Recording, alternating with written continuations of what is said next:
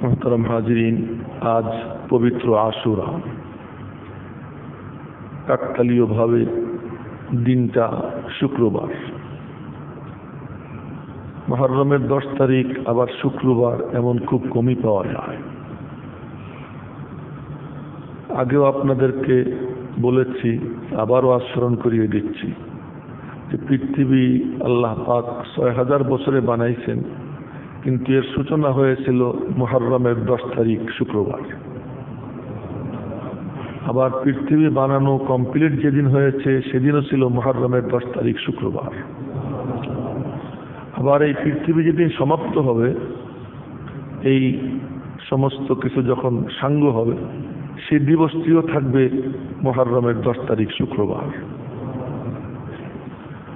সুতরাং আশুরার তাৎপর্যের জন্য আর কি দরকার?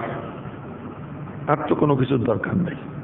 এরপরেও এই দিবসকে আল্লাহ পাক এতভাবে মহিমান্বিত করেছেন যেটা ইতিহাস, মানে এমন কোন দিনের ব্যাপারে আর এমন ইতিহাস পাওয়া যায় না। হযরত আব্বাজান আদম আলাইহিস সালামের দোয়া কবুল হয়েছে এই দিবসে। বলতে গিয়ে অনেকে বলে আব্বাজান অন্যায় করলেন, আর সে অন্যায় করার কারণে উনি আল্লাহর কাছে, অনেকে এই শব্দ উচ্চারণ করে যে গুনাহ করলেন, নাউযুবিল্লাহি মিন যালিক। আর এজন্য উনি কাঁদতেছিলেন, কিন্তু কান্না কবুল হয় না। হয়েছে তো হয়েছে, এই দিবসে এসে হয়েছে। তাও হয়েছে কার কারণে? যে তিনি শুধু মনে মনে বলতেছিলেন কি যেন ছুটে গেছে, কি যেন ছুটে গেছে, মনে করতে পারতেছি না, মনে করতে পারতেছি না। হঠাৎ করে মনে পড়ে যায় আরশে আজিমের সামনে লেখা আল্লাহ পাকের নামের সাথে এক নাম, ওই নামটা তো ভুলে গেছি। পরে মনে পড়ছে মুহাম্মদুর রাসূলুল্লাহ সাল্লাল্লাহু আলাইহি ওয়াসাল্লাম। এই নাম মনে পড়ছে, আর এই নামের অস্তা দিয়ে বলছেন, আগে বলেন নাই, এই দিনই বলছেন। আল্লাহ তো আগেও মনে করাইতে পারতেন, কিন্তু মনে করাইছেন কোন দিনে? এই দিনে। এই দিনে মনে করাইছেন, আর তখন আল্লাহ তাআলা কি করছেন? কবুল করছেন। এই দিন সেই দিন যেই দিনে হযরত নূহ আলাইহিস সালামের নৌকা জুদি পাহাড়ের কাছে গিয়ে লাগছে।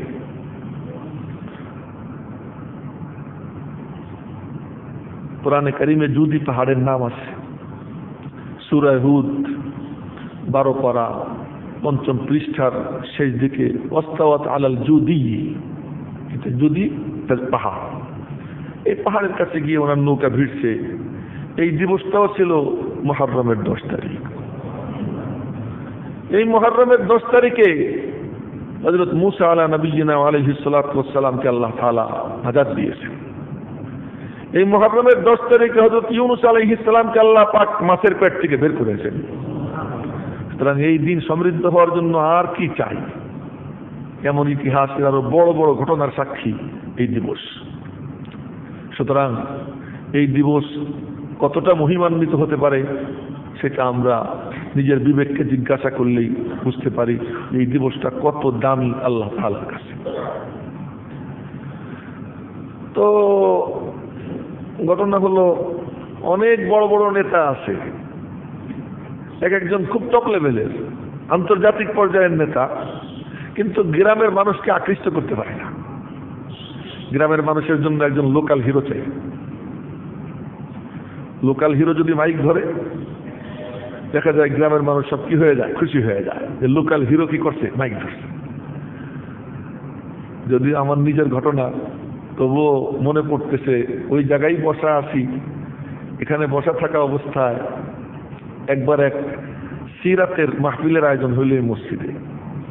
অনেক বড় বড় আলেম দাওয়াত দেওয়া হয়েছিল, তার মধ্যে ম্যাক্সিমামই মরহুম হয়ে গেছেন। মাওলানা মোস্তফা আল হুসাইনি সাহেব রহমতুল্লাহ আলাইহি, উনিও ছিলেন। শুধু বাংলাদেশ না, বাংলাদেশের বাইরেও যিনি বিখ্যাত ছিলেন। তো ওনারা সব বয়ান করছেন।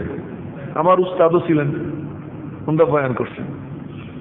আমাদের মরহুম আবুল কালাম সাহেব, আল্লাহ পাক ওনার কবরকে জান্নাতুল ফিরদাউসের টুকরা বানাইয়া দেন।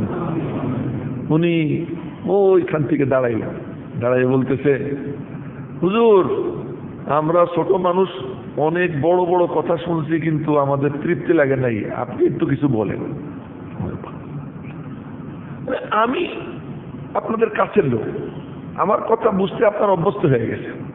উনিও সেই কথাটা বলতেছিলেন, হুজুর বড় বড় কথা আমরা তো বুঝি নাই, আপনি একটু ছোট ছোট কথা বলেন। পরে আমি আবার ওনাদের বয়ানের পরে বয়ান করলাম, কথাটা মনে পড়লো যে লোকাল হিরো আমার নিজের লোক, আমাদের নিজেদের, আমাদের গ্রামের অমকে কথা বলতেছে, চলো শুনে আসি। আমার মনে আছে আমি যখন প্রথম ওয়াজ করতাম, তা আমার গ্রামের আশপাশে মাঝে মাঝে 3-4টা মাহফিল থাকতো একদিনে। আমি এক মাহফিলে বয়ান করতেছি, যে শ্রোতাদেরকে দেখতাম ওখান থেকে 3 মাইল দূরে একখানে যাইতেছি, ওখানে গিয়ে দেখি এই শ্রোতারা ওখানে হাঁটছে, সব দেখি আমার গ্রামের লোক। না আমাদের হিয়া ওয়াজ করবে, একটু শুনে আসি। এই কথাগুলো, এতগুলো কথা কেন বললাম? উম্মতে মুহাম্মাদি এই দিবস স্মরণীয় অমুকের জন্য, তমুকের জন্য, তমুকের জন্য। হযরত মুসা আলাইহিস সালাম, ইউনূস আলাইহিস সালাম, নূহ আলাইহিস সালাম, আদম আলাইহিস সালাম, আরো কত আলাইহিস সালাম। কিন্তু আমাদের তো কেউ না, আমাদের সরাসরি না। এজন্য আমরা ভুলে যেতে পারি, আমরা ভুলে যেতে পারি। এই জন্য এই দিনকে এই উম্মত যেন কোনোদিনও না ভুলে। আল্লাহ পাক এমন এক সত্তার সাথে সংশ্লিষ্ট করে দিয়েছেন, ভুলবি কেমনে? নবীজির দৌহিত্র হযরত হুসাইন রাদিয়াল্লাহু তাআলা আনহু, তার সাথে আল্লাহ পাক এই দিনকে কি করেছেন? সংশ্লিষ্ট করে দিয়েছেন। মেরে মোহতারাম ভাইও, প্রথম কথা হলো এই দিবসটা সমৃদ্ধ হওয়ার জন্য হুসাইনের কোনো দরকার ছিল না রাদিয়াল্লাহু তাআলা আনহু, ওনার কোনো দরকার ছিল না। তার কারণ হুসাইন রাদিয়াল্লাহু তাআলা আনহুর মধ্যে ওনার মতো কয়েক কোটি বাতলেও মুসা আলাইহিস সালামের পায়ের আঙ্গুলের সমান হবে না, এত বড় হযরত মুসা আলাইহিস সালাম। আরেকটা কথা বলবো, তা হলো মুসা আলাইহিস সালামকে স্মরণ করার জন্য কারবালার দরকার আছে নাকি? মুসা তো মুসা। কোরআনে কারীমে আল্লাহ তাআলা ওমা তিলকা বিয়ামিনিকা ইয়া মুসা ওয়ানাদা রাব্বুহু আইয়া মুসা ইন্নী আনা রাব্বুক। রব্বুল আলামিন জায়গায় জায়গায় ডাক দেন, ও মুসা, ও মুসা, ও মুসা। কোরআনে কারীমে এক জায়গায় ডাক আছে, ইয়া হুসাইন, ইয়া হুসাইন আছে ডাক। কোরআনে কারীমে কোনো ডাক নাই, কিন্তু মুসার ডাক অনেক আছে। আব্বাজান আদম, তোমার এই আসলের কোনো দরকার আছে আব্বা আদমের? আমি বললেই কি আমি আদম সন্তান, আমি আদম সন্তান, সমস্ত মানুষই বলে। আব্বাজান আদমকে স্মরণ করার জন্য কারো দরকার আছে নাকি? কোরআনে কারীমে আল্লাহ পাক ইয়া আদম উসকুন আনতা ওয়া যাওজুকাল জান্নাহ আলাম আনহাকুমা আন তিলকুমা শাজারা। কোরআনে কারীমে আল্লাহ পাকের অনেক কথোপকথন আব্বাজান আদমের সাথে। আব্বাজান আদমের স্মরণীয় হয়ে থাকার জন্য আসলের কোনো দরকার আছে? কোনো দরকার নেই। নূহ আলাইহিস সালামের সাথে আল্লাহ পাকের কত গল্প কোরআন শরীফে। ওয়ানাদা নূহুর রাব্বা فقال ربي إن ابني من أهلي وإن وعدك الحق وأنت أحكم الحاكمين। আল্লাহ পাক ডাক দিয়েছেন, নূহ আলাইহিস সালাম ডাক দিয়েছেন, হে রব, তুমি না বলছিলা যে আমার আপনজনদের তুমি কি করবা না, শাস্তি দিবা না, ওদেরকে হেফাজত করবা। এই যে আমার পোলা ডুবে যেতেছে, কোথায় তোমার ওয়াদা? আল্লাহর সাথে গল্প, আল্লাহর সাথে গল্প নূহ আলাইহিস সালামের। তো নূহ আলাইহিস সালামের কে উনাকে স্মরণ রাখার জন্য আশুরার কোনো দরকার নাই, আব্বাজান ইব্রাহিমেরও কোনো দরকার নাই। কিন্তু হুসাইন রাদিয়াল্লাহু তাআলা আনহু নবীজির দৌহিত্র, নবীজি খুব আদর করতেন, তাকে মহব্বত করতেন। কিন্তু নবীজির মহব্বত কি হুসাইনের জন্য বেশি ছিল না আবু বকর সিদ্দিকের জন্য বেশি ছিল? নবীজির মহব্বত কি হুসাইনের জন্য বেশি ছিল না হযরত ওমর রাদিয়াল্লাহু তাআলা আনহুর জন্য বেশি ছিল? রাসূল পাক সাল্লাল্লাহু আলাইহি ওয়াসাল্লাম দুই বন্ধু সাথে নিয়ে চলতেন। হুসাইন কাঁদেন, ভিন্ন কথা, কিন্তু দুই বন্ধুকে সাথে নিয়ে চলতেন। উসমান গনি রাদিয়াল্লাহু তাআলা আনহুকে 2টা মাইয়া দিয়েছেন, 2 মেয়ে মারা গেছে। নবীজি বললেন আরেকটা থাকলে আরেকটা দিতাম। উসমান জিন্নুরাইন, উসমান 2 নূরওয়ালা। হযরত আলী রাদিয়াল্লাহু তাআলা আনহু নবীজির যে মান কুনতু মাওলাহু ফাআলিয়ুন মাওলা, আমি যার বন্ধু আলীও তার বন্ধু। স্মরণীয় করে রাখার জন্য তাদের অনেক কিছু আছে, কিন্তু হুসাইন রাদিয়াল্লাহু তাআলা আনহু পিচ্চি মানুষ। আর এদিকে নবীজি তারে মহব্বত করেন, এত মহব্বত, সুবহানাল্লাহ সুবহানাল্লাহ, এত মহব্বত করেন যে নবীজি ঘরের মধ্যে ঘোড়া হয়েছে, পিঠে হুসাইন চড়ছে। এক সাহাবী, তার নাম জাবের, জাবের ইবনে আব্দুল্লাহ না, অন্য আর এক জাবের। এই সাহাবী উনি গেছেন, তো গিয়ে দেখেন যে নবীজি পিঠের উপরে হুসাইন চড়া, আর নবীজি কি করতেছেন, ঘুরতেছেন। নবীজি ঘুরতেছেন আর হুসাইন বলতেছে হ্যাঁ ডাইনে ভাই, রাসূলুল্লাহ সাল্লাল্লাহু আলাইহি ওয়াসাল্লাম ডাইনে বাইরে যাইতেছেন, সুবহানাল্লাহ ডাইনে বাইরে যাইতেছেন। তো উনি এসে দেখে বলতেছেন বাহ হুসাইন, তুমি তো চমৎকার সোয়ারির উপরে সবচেয়ে সেরা যানবাহনে চড়ছো। নবীজি বলতেছেন তুমি কি মনে করছো আমার উপর যে চড়ছে তার দাম কি কম নেই? আমার উপর যে চড়ছে সেও অনেক দামি। হুসাইনের সঙ্গে নবীজির সম্পর্ক রাদিয়াল্লাহু তাআলা আনহু, গত শুক্রবারে শুনেছিলাম যে নবীজি মানে হুসাইন হাসান দুইজনের মধ্যে কুস্তি, রেসলিং। তো রেসলিং এ একজন আরেকজন ফেলতেছে, কখনো হুসাইন নিচে পড়ে, কখনো হাসান নিচে পড়ে। যখন হাসান নিচে পড়ে নবীজি চুপচাপ দাঁড়াই থাকে, হুসাইন যখন নিচে পড়ে চুপচাপ দাঁড়াই থাকে। হাসান যখন নিচে পড়ে হুসাইন উপরে উঠে যায়, নবীজি বলতেছেন সাব্বাস বেটা সাব্বাস। আরে সাহাবীরা একবার দুইবার তিনবার দেখে বলতেছেন ইয়া রাসূলুল্লাহ এটা কি, দুইটা নাতি, দুইজন আপনার দৌহিত্র, একজনের বাবা দেন সাব্বাসি দেন, আর একজনের সময় চুপচাপ থাকেন। আমি কি করব, আমার পাশে দাঁড়াইয়া জিবরাইল হুসাইনদের সাব্বাসি দিতেছে, আমি তার সঙ্গে তাল মিলাই। নামাজের সিজদায় গেছেন, নামাজের সিজদায় গেছেন, আপনাদের বাচ্চা কাচ্চাও তো আসে নামাজের সময় ডিস্টার্ব করে, সমস্যা করে। সমস্যা করলে কোনো সমস্যা নাই, যদি চড়লো কান্দে তারে আপনি ধৈর্য নিচে নামাই দেন, কোনো অসুবিধা নেই। আল্লাহ পাক রব্বুল আলামিন বড় রহিম, আরহামুর রাহিমের বড় মেহেরবান। বলে আসছে তোমার সামনে, তুমি তারে ধৈর্য সরাই দাও।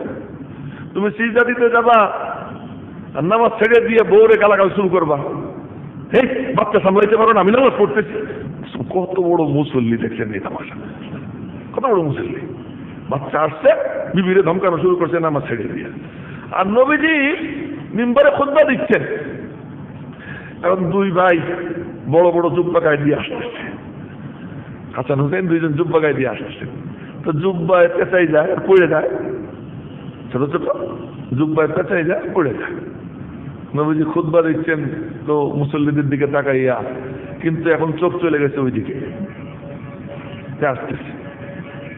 তো যখন নাকি কয়েকবার পড়ে গেছে, মিম্বর থেকে নেমে গেছে,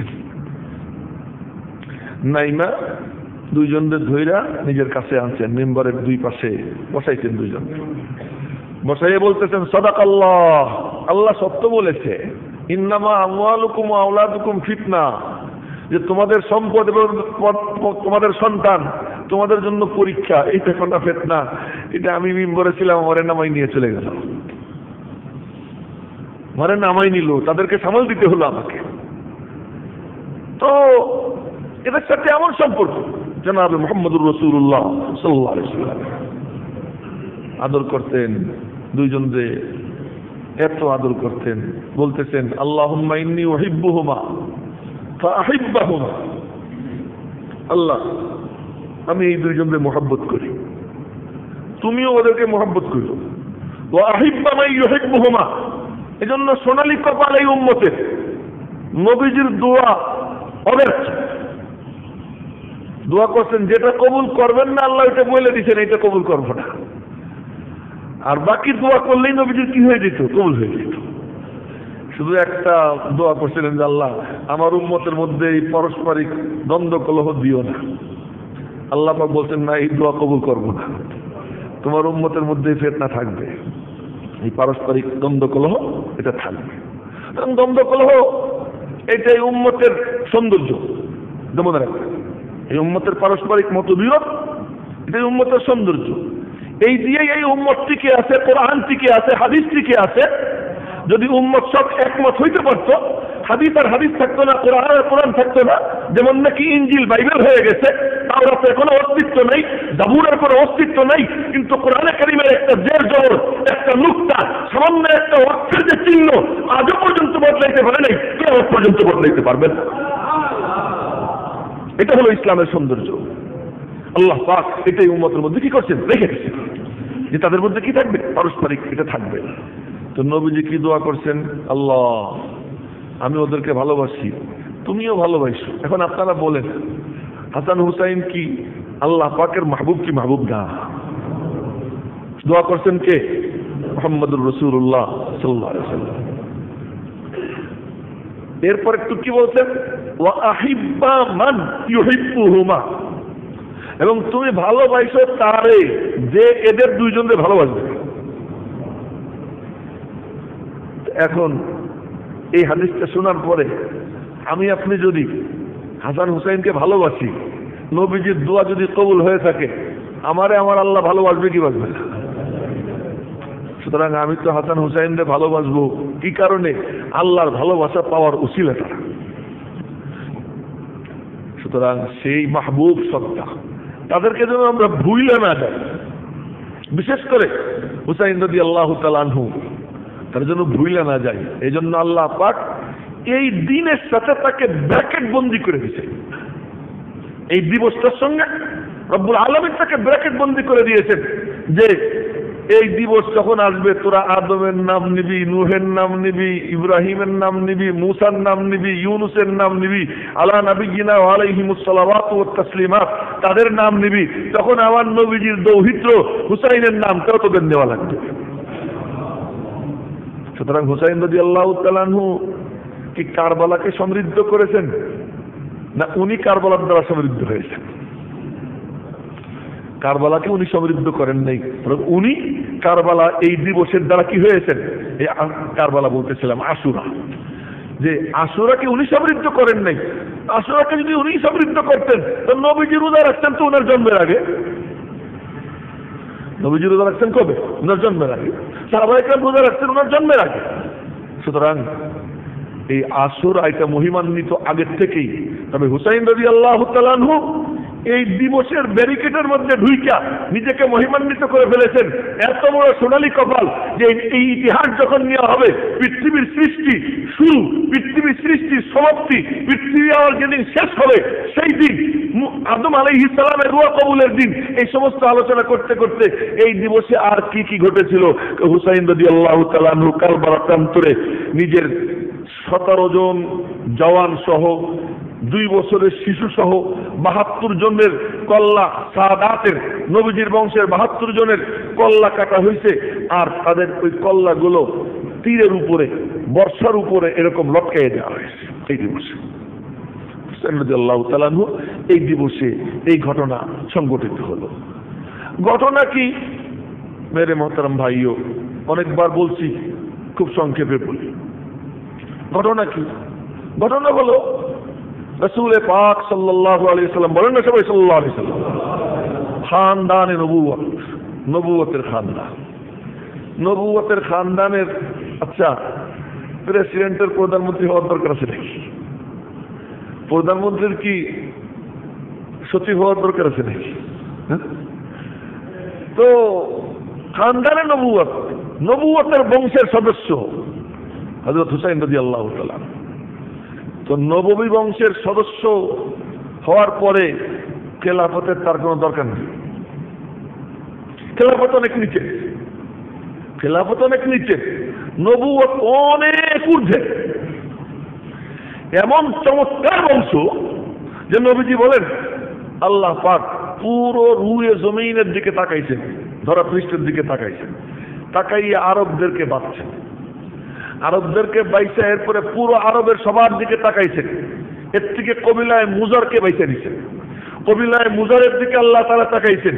এর থেকে আল্লাহ পাক রব্বুল আলামিন আব্দে মুনাফের বংশকে বাইসে দিচ্ছেন। এরপরে সেদিকে আল্লাহ পাক তাকাইছেন, তাকাইয়া এর মধ্যে থেকে আল্লাহ পাক হারসেমকে বাইসে দিচ্ছেন। আর এরপরে আল্লাহ পাক এদের দিকে তাকাইয়া এদের থেকে আমি মুহাম্মদুর রাসূলুল্লাহ সাল্লাল্লাহু আলাইহি ওয়াসাল্লামকে আল্লাহ তাআলা বাইসে দিচ্ছেন। এরপরে বলছেন যে আমি মানুষের মাঝে বংশগত দিক থেকেও সেরা, আমার থেকে সেরা কোনো বংশ নাই। সুতরাং খানদানে নবুয়তের সদস্য যখন কেউ হয়ে যায়, অন্য কোনো কিছুর তার দরকার নাই। কিন্তু নববী রক্ত যার ধমনীতে প্রবাহিত, সে ব্যক্তি কোনো অন্যায় দেখলে সে অন্যায়ের সামনে মাথা নত করার মতো সামর্থ্য তার নাই। সে গর্জে উঠে, আয়ান কুসুদ্দিন ও আনা হাই, দিনের গায়ে দিবে কেউ খোঁচা আর আমি থাকবো জিন্দা, তা তো হতে পারে না। সুতরাং হুসাইন রাদিয়াল্লাহু তাআলা আনহু গর্জে উঠলেন কিসের বিরুদ্ধে? এজিদের মতো ফাসেক কেন খলিফা হবে? এজিদের মতো ফাসেক কেন খলিফা হবে? এখানেই প্রশ্ন। এজিদকে খলিফা বানাইছে কে? হযরত মুআবিয়া রাদিয়াল্লাহু তাআলা। দেখেন কি সাংঘাতিক জটিল পথ দিয়ে আমাদের চলতে হয়। হ্যাঁ, জটিল পথ দিয়ে চলতে হয়। এদিকে কাটা, ওইদিকে কাটা, এইদিকে পিছলা, ওখানে কলার ছিলকে পড়ে রয়েছে। এই কলার ছিলকার কথা হঠাৎ মুখ দিয়ে চলে আসো, তার কারণ আমি তো বিপদে পড়ছি, এই জন্য কলার ছিলকার কথা হাঁটতে গিয়া পড়ে গেছিলাম। এখনো পর্যন্ত মানে পায়ের বাম পায়ের বৃদ্ধাঙ্গুলের নিচে একটু ছিদ্র, দেখছেন লাঠি ভর দিয়ে দিয়ে আসছি, পায়ে এখনো ঠিক মতো ভর দিতে পারি না, নামাজের সিজদা দিতে খুব কষ্ট হইতেছে বর্তমানে। তো এই সব দেখে দেখে চলতে হয়। আমরা আমাদের বয়ান করতে গেলে সুবহানাল্লাহ, কালকে বাবুনগরী সাহেবের জানাজা পড়তে গেছিলাম, আপনারা তো খবর পাইছেন। আল্লামা জুনায়েদ বাবুনগরী, বর্ষিয়ানা আলেমে দ্বীন, বাংলাদেশের অন্যতম শীর্ষস্থানীয় আলেম, গতকাল বেলা 12টার সময় ইন্তেকাল করেছেন। তো ওনার সংবাদ পাওয়ার পরে আমি নিজে খুব অসুস্থ, আমি ভাবছি যে যাব না। পরে আবার চিন্তা করলাম যে একজন আলেমে দ্বীনের জানাজায় আমিও তো মারা যাব, আমারও তো দরকার যে এসে আমার জন্য মানুষ দোয়া করুক, তো যাব। তো খুব কষ্ট করে গেছি। তো আবার ওখান থেকে ফিরতে ফিরতে বেলা 8টা বাজছে। এই জন্য আজকে আমি কিন্তু কথা বলতেছি কাঁপতে কাঁপতে। তো বলতেছিলাম যে এই কি জন্য বলতেছিলাম,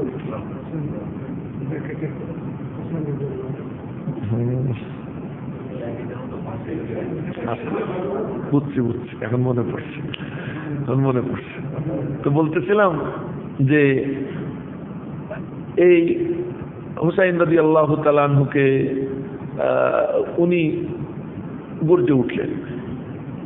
যে কথাটা বলতে চাচ্ছিলাম সেটা হলো যে পিছলে খাইয়া পড়ে যেতে হয়, খুব সাবধানে চলতে হয়, কথা বলতে গেলে সাবধান থাকতে হয়। এদিকে হুসাইন রাদিয়াল্লাহু তাআলা আনহুর এই আলী মাকাম, যেদিকে তাকাইতে গেলে বড় বড় পীর বুজুর্গদের মাথা টুপি পড়ে যাবে, এত উঁচু স্থান। অপরদিকে হযরত মুআবিয়া রাদিয়াল্লাহু তাআলা আনহুর দিকে তাকাইতে গেলে কি উপায় হবে? ওহীর লেখক, নবীজির দরবারে বসে ওহী লিখতেন। নবীজির অক্ষর জ্ঞান ছিল না, আপনারা জানেন। নবী উম্মি, অনেকে তর্জমা করে অশিক্ষিত নবী, আস্তাগফিরুল্লাহ। নবী উম্মি মানে হলো অক্ষর জ্ঞান আল্লাহ তাআলা দেন নাই, তাকে ছিনিয়ে নিছে। কেউ যাতে বলতে না পারে কথা যে উনি সুসাহিত্যিক, নিজে নিজে লেখছেন। অক্ষর জ্ঞানই কি ওনার ছিল না। মাঝে মাঝে আল্লাহ পাক রব্বুল আলামিন দিয়ে দিয়েছেন যে নিজে 2-1 অক্ষর লেখছেন মাঝে মাঝে, সেটা নবীজির মুজিজা। এমনি অক্ষর জ্ঞান ছিল না। উনার সামনে বসে যারা লিখতেন, কি লিখতেছে উনি কি বুঝতে পারতেন? হযরত মুআবিয়া রাদিয়াল্লাহু তাআলা লিখতেন, কিন্তু বুঝতে পারুন আর না পারুন, নবীজি বুঝতে পারতেন না, আল্লাহ বুঝতেন কি বুঝতেন না? কথা বলেন না কেন? আল্লাহ পাক বুঝতেন না। লিখতে গিয়ে যদি উল্টা পাল্টা কেউ করত সামান্যতম, সাথে সাথে জিবরাইল বলে দিত, এই বই দেখেন কি লেখছে, এটা আউট করে দেন। 24 ঘন্টা এক আয়াত যখন জিবরাইল নিয়ে আসতো, মাঝে মাঝে ছোট ছোট সূরা যখন জিবরাইল নিয়ে আসতো, তো নবীজি বলেন জিবরাইলের আগে পিছে ডাইনে বামে রসদা, সূরা জিন্নের শেষে 29 পারায়। এই রসদ মানে প্রোটোকল অফিসার হিসেবে, নিরাপত্তা গাইড হিসেবে 70,000 ফেরেশতা চতুর্দিকে জিবরাইলকে বেষ্টন করে থাকতো এক আয়াত নিয়ে আসার সময়। কোরআনে কারীমের ওহী এত শানদার, এটা নিয়ে আসতেছে, জিবরাইল পাশে দাঁড়াইয়া পড়তেছে। ও ভাই কথা খুব লক্ষ্য করে শুনেন, জিবরাইল পাশে দাঁড়াইয়া পড়তেছে, তো নবীজি এমন করতেছেন। জিবরাইল কি পড়ে? জিবরাইলকে আমাদের মতো বিসমিল্লাহির রহমানির রহিম তাহা মা আনজালনা আলাইকাল কুরআনা লিতাশকা ইল্লা তাযকিরাতাল লিমান ইয়াখশা এমন করে পড়তেন? না না না, জিবরাইলের মতো পড়তেন। জিবরাইলের মতো পড়ার সিস্টেম কি? জিবরাইল যখন আপন রূপ নিয়ে আসতেন তো জিবরাইলের আওয়াজ হইতো কেমন আওয়াজ? এই যে মোজাইক আছে না, মোজাইক, এই মোজাইকের উপর যদি শিকল টানে, লোহার শিকল, তো লোহার শিকল যদি এর উপর দিয়ে টাইনে নিয়ে যায় কেমন আওয়াজ হবে? আমি এমনি বললাম আর কি, যা হবে আপনারা জানেন, এরকম একটা আওয়াজ হইতো। এবং হাদিসে পাকে নবীজি বলেন কাসিল সিলাতিন আলা সফওয়ানিন, সফওয়ান মানে মরমর পাথর, আর সিলসিলা মানে শিকল। তো নবীজি বলেন জিবরাইলের আওয়াজ হইতো কাসিল সিলাতিন আলা সফওয়ানিন, মনে হয় যেন মরমর পাথরের উপরে শিকল টানা হচ্ছে। তা মরমর পাথরের উপরে শিকল টানার আওয়াজের সাথে নবীজি কেমনে ঠোঁট আর জিহ্বা মিলাবেন? উনি কেমনে পড়বেন? কিন্তু ওই যে আওয়াজটা, ওই আওয়াজটা শুনেই সোজা হয়ে বসে, ওই আওয়াজটা শুনেই এর সাথে সাথে নবীজি ঠোঁট মিলাইতেন, জিহ্বা মিলাইতেন।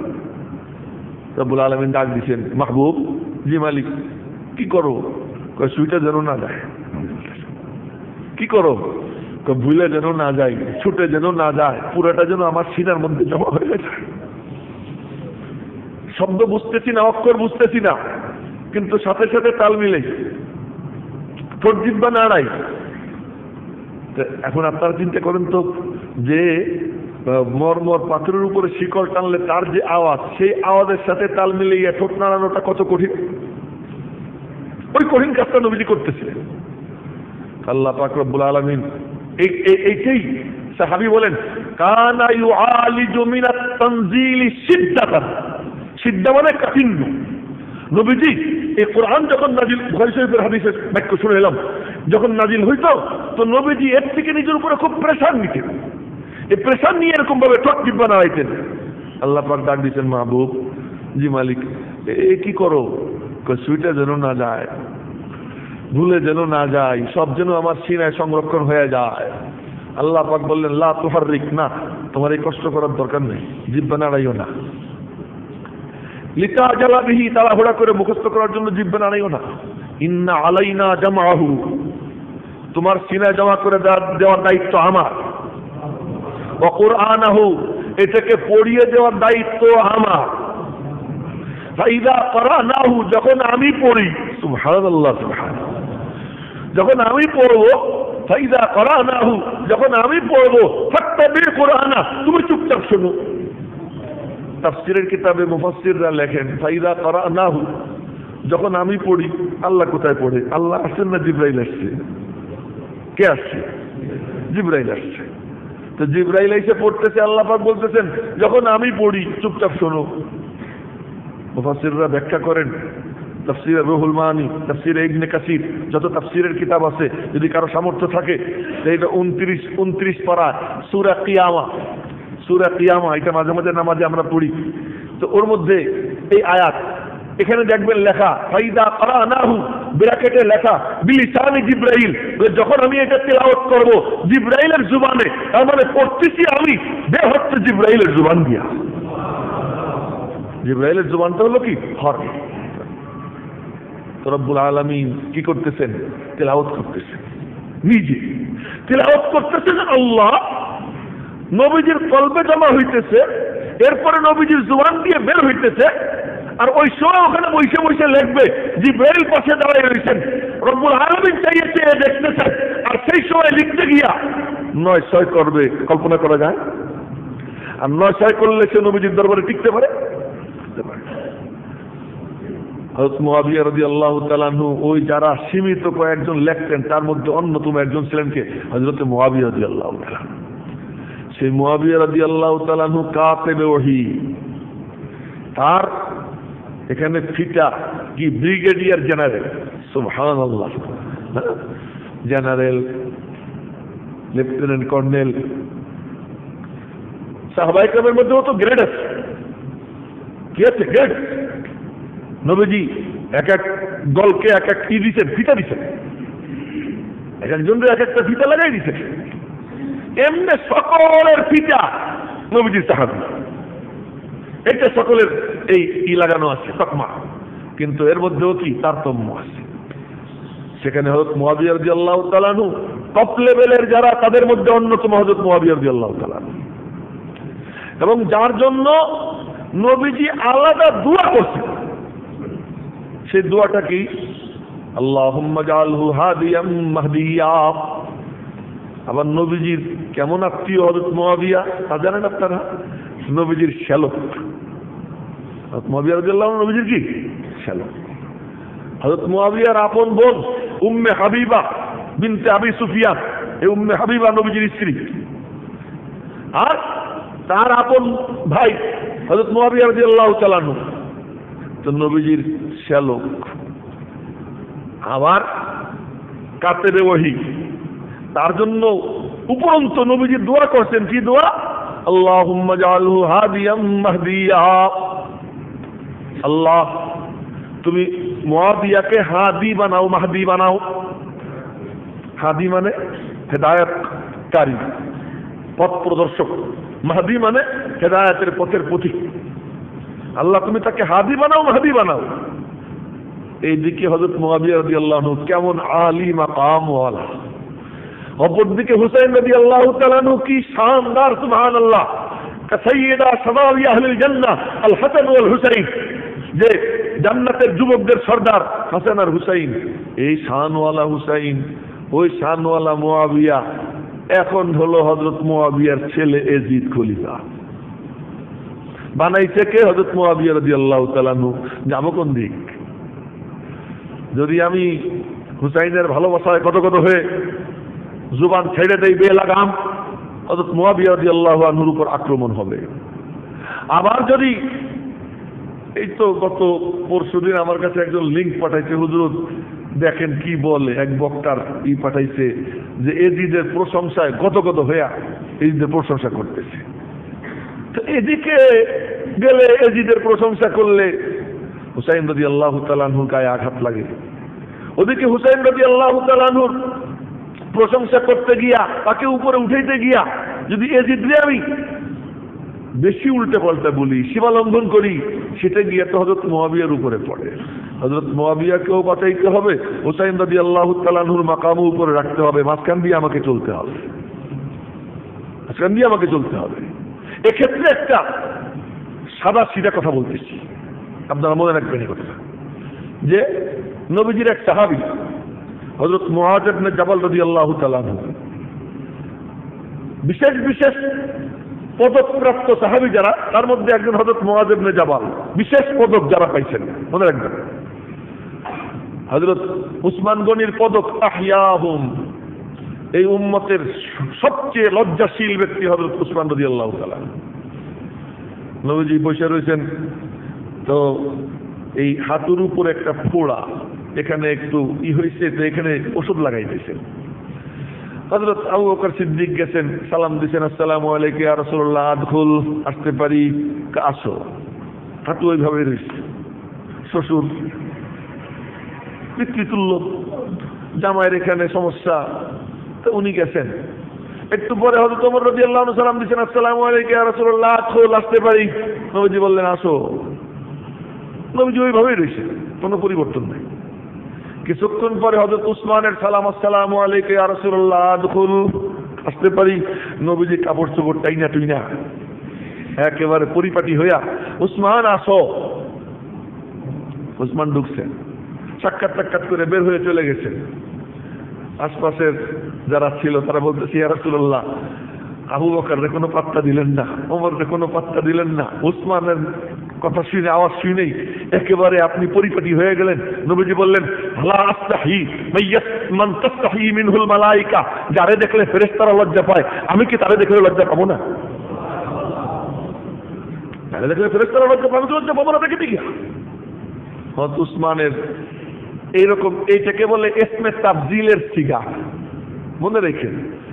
কষ্ট করে একটু মনে রাখেন, ইসমে তাফজিলের সিগা। যেমন আবু বকরের জন্য ইসমে তাফজিলের সিগা আল্লাহ নবীজি ব্যবহার করছেন, আরহামু উম্মতি বি উম্মতি আবু বকর আরহাম। ওমরের জন্য ব্যবহার করেছেন আসাদ, উসমানের জন্য ব্যবহার করেছেন আহিয়া, হযরত আলীর জন্য ব্যবহার করেছেন আকবা। এসব কিন্তু একই ধরনের। হযরত মুআয ইবনে জাবালের জন্য নবীজি ব্যবহার করেছেন আ'লামুহুম বিল হালাল ওয়াল হারাম। মুআয ইবনে জাবাল হালাল হারাম সম্পর্কে সবচেয়ে বেশি জানে মুআয ইবনে জাবাল। এই তকমা পাওয়া সাহাবী হযরত মুআয রাদিয়াল্লাহু তাআলা আনহু, উনাকে নবীজি ইয়েমেনের গভর্নর বানাইয়া পাঠাচ্ছেন। যখন পাঠাইতেছেন ওই হাদিস ওয়াদা রইল অন্য একদিন শোনাবো, আজকে সময় নেই, অনেক লম্বা হাদিস, শুধু একটা অংশ শুনাইতেছি। নবীজি বললেন, মুআয তোমার কাছে যদি কোনো মাসআলা আছে কিভাবে সমাধান করবা? হযরত মুআয ইবনে জাবাল বললেন, আমি কোরআনে কারীমের দিকে যাব, দেখবো আল্লাহর কালামে কি আছে, ওখান থেকে ফয়সালা দিব।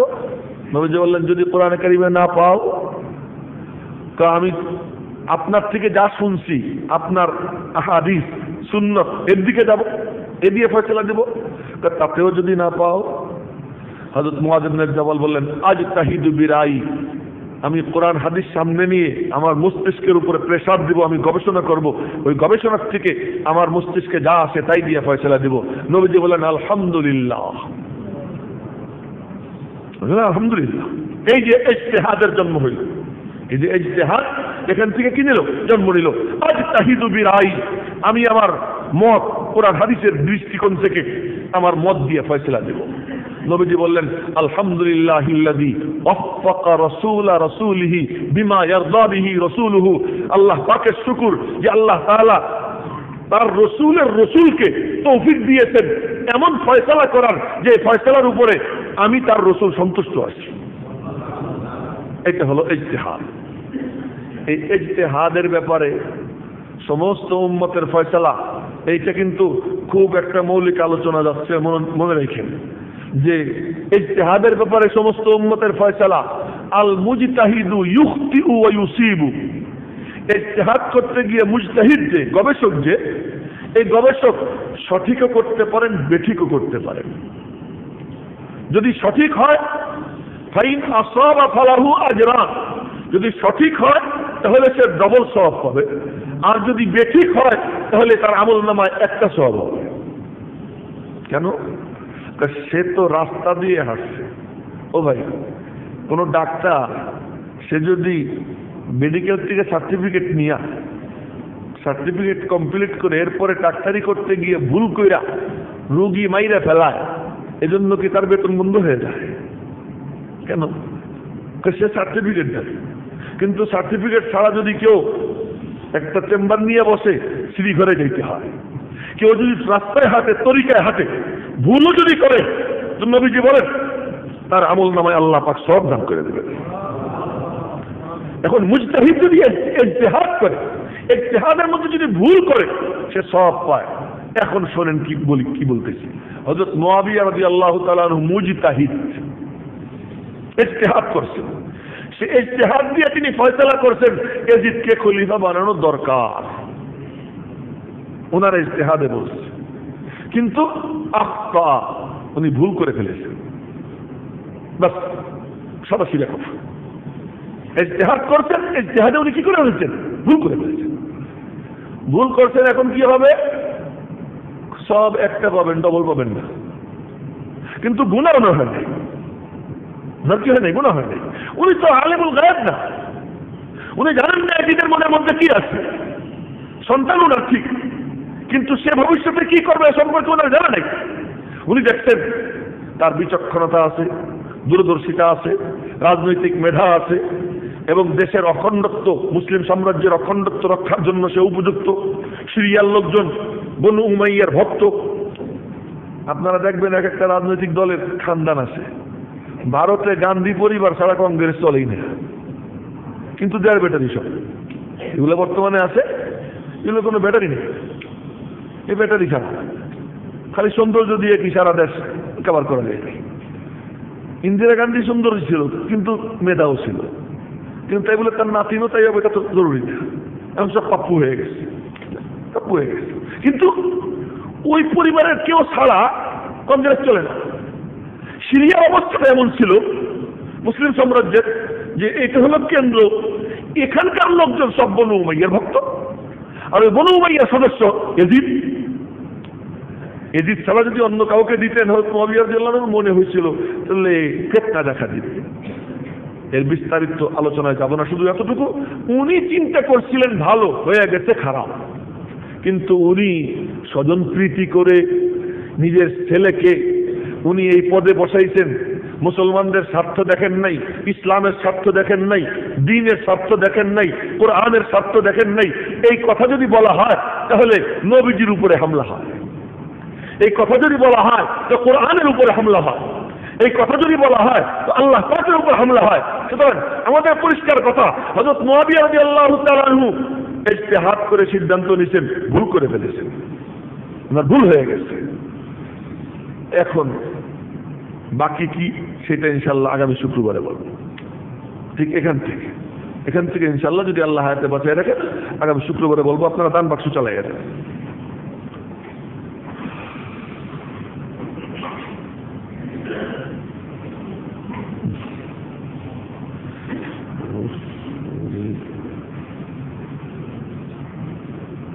শুধু ধাক্কা দিবেন নাকি? হ্যাঁ, আগের থেকে পকেট থেকে বের করে রেখেন। হ্যাঁ, যার পকেটে নাই উনি আবার ধাক্কা না দিলে তো বাক্স নড়বে না। যার পকেটে নাই উনি ধাক্কা দিয়ে দিয়ে, কিন্তু যার আছে তিনি শুধু ধাক্কা দিলে তো হবে না।